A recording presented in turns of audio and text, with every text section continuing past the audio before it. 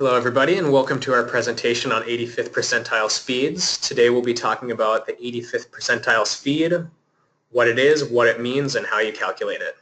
This presentation is piggybacking off an earlier presentation completed by SPAC Enterprises. My name is Jonah Finkelstein. I'm an EIT here at SPAC Enterprises. I've been a traffic engineer for 3.5 years and I've been working here at SPAC Consulting, SPAC Enterprise for the last 1.5 years. And my name is Jacob Royer. I'm also an EIT traffic engineer here at SPAC Consulting.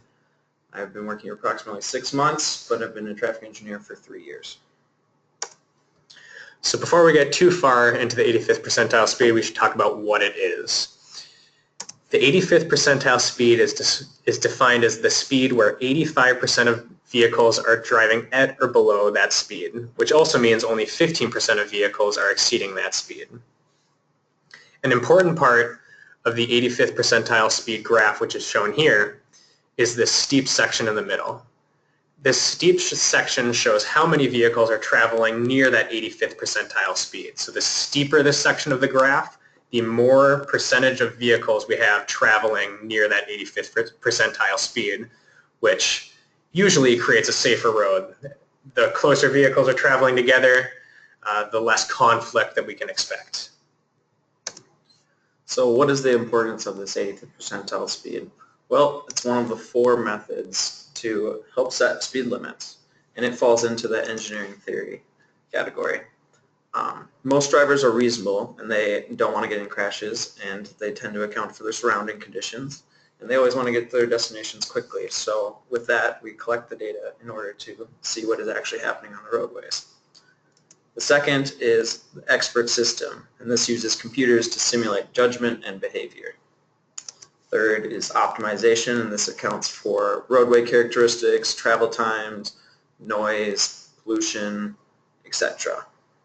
And lastly, safety, and this is based off of crashes. If you have a ton of crashes on a high-speed roadway, you might think of lowering the speed limit. And so for calculating the 85th percentile speed, you first need to collect your data. And you can do this with either radar or tubes. If you're using tubes, you want to use a 2-tube setup in order to collect your speeds. If you're using radar, you want to be out in the field and only collecting the first car in a platoon of cars to ensure that you're collecting free flow speeds of the vehicles. Some people prefer to cover speed limit signs to avoid influencing drivers, or you can pick a spot on the roadway where you know there won't be any distractions or influences that you do not want. You also want to collect a large enough sample size to get meaningful data, so at least 100 vehicles in this case. And once you collect your data, then you're going to want to plot the speeds on an XY scatter plot. And your x-axis is going to be the speed, and your y-axis is going to be the percent of vehicles traveling at or below the corresponding speed. Now that we've talked about the theory and how to determine the 85th percentile speed, let's go over an example. Here we have an example that we completed at SPAC Consulting this year. We collected 110 vehicles along a 55 mile per hour roadway in rural Minnesota. The table here on the left shows the spot speeds that were collected for the northbound and southbound lanes of this roadway. What we then wanted to do is convert this speed to the percent of vehicles traveling at or below the stated speed. So to do this, we started with, again, our spot speeds of each vehicles, and we'll discuss the northbound lane. The slowest vehicle that we collected for the northbound lane was at 55 miles per hour. So this means at 55 miles per hour, we have 1 vehicle traveling at or below that speed. At 56 miles per hour, we've clocked in 3 vehicles traveling this speed.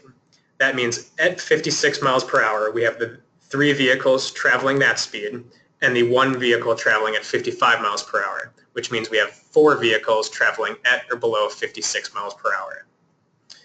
Using this technique, we were able to determine the cumulative number of vehicles traveling at or below each speed up to our final vehicle that we clocked in. Our fastest vehicle for the northbound approach was 68 miles per hour.